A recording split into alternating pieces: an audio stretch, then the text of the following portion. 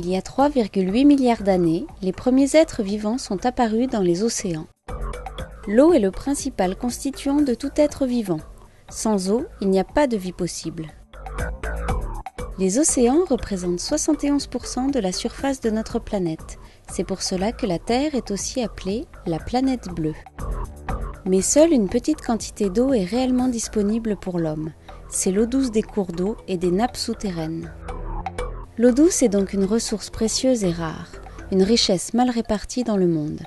Cette ressource n'est pas inépuisable, il est donc indispensable de ne pas la gaspiller. Bonjour, nous allons voir ensemble quelques gestes simples à adopter afin de diminuer notre consommation d'eau quotidienne. Commençons par la cuisine.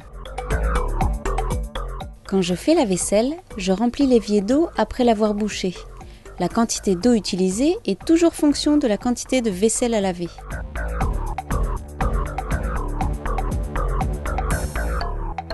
J'utilise une éponge avec juste ce qu'il faut de nettoyant écologique et je nettoie du moins sale vers le plus sale. Bien sûr, je laisse le robinet fermé durant tout le lavage. Puis je rince la vaisselle. Pour économiser l'eau, je peux mettre un aérateur à mon robinet. Ce petit objet rajoute de l'air dans l'eau et diminue ainsi la quantité d'eau utilisée tout en conservant sa fonction nettoyante. Lorsque j'utilise un lave-vaisselle, j'attends qu'il soit bien rempli avant de le mettre en marche.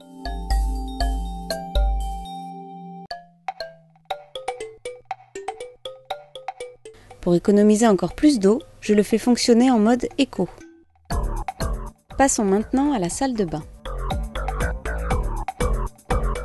La règle d'or est de ne jamais laisser couler un robinet sans raison.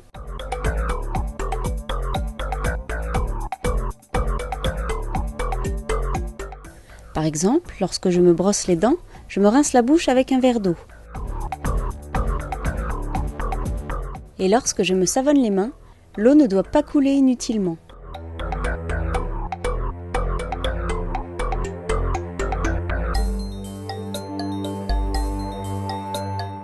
Je préfère aussi prendre une douche plutôt qu'un bain. Et pour réduire encore plus ma consommation, je coupe l'eau pendant que je me savonne et je reste juste le temps qu'il faut sous la douche. Pour faciliter la coupure de l'eau sous la douche, il existe des pommes de douche économiques qui possèdent un bouton « Stop douche ». La température de l'eau est ainsi conservée et ma consommation d'eau est sensiblement réduite.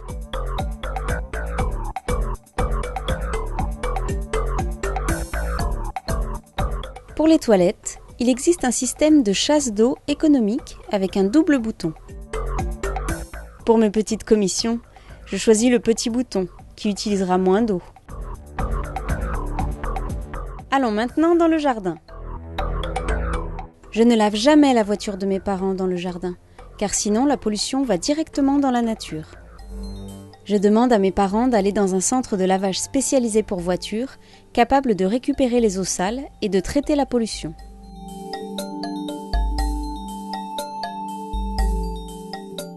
Dans mon jardin, mon père a installé un système qui récupère les eaux de pluie.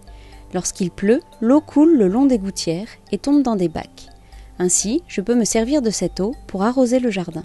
Pour économiser encore plus d'eau, mes parents ont installé un système d'arrosage au goutte à goutte.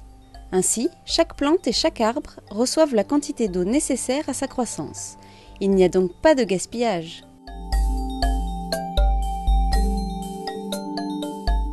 Avant d'avoir le goutte à goutte et pour éviter de gaspiller l'eau, j'arrosais mon jardin une bonne fois par semaine plutôt qu'un peu tous les jours. Dans tous les cas, il est préférable d'arroser en fin de journée pour limiter l'évaporation. Ainsi, les plantes et les arbres ont toute la nuit pour se désaltérer.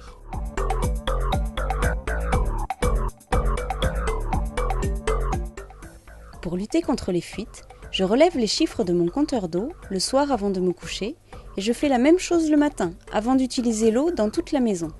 Si les chiffres sont identiques, tout va bien. Sinon, il y a une fuite. Il faut alors vite la réparer. L'été est la saison la plus dure au niveau du manque d'eau. Il est donc important que je respecte certaines règles. À la plage, je me sers des douches uniquement pour me rincer les pieds avant de rentrer chez moi. Pour limiter le gaspillage, j'évite de me doucher après chaque baignade. Toutes ces petites habitudes quotidiennes sont très importantes. Alors stop au gaspillage de l'eau et bienvenue parmi les éco-citoyens de notre planète.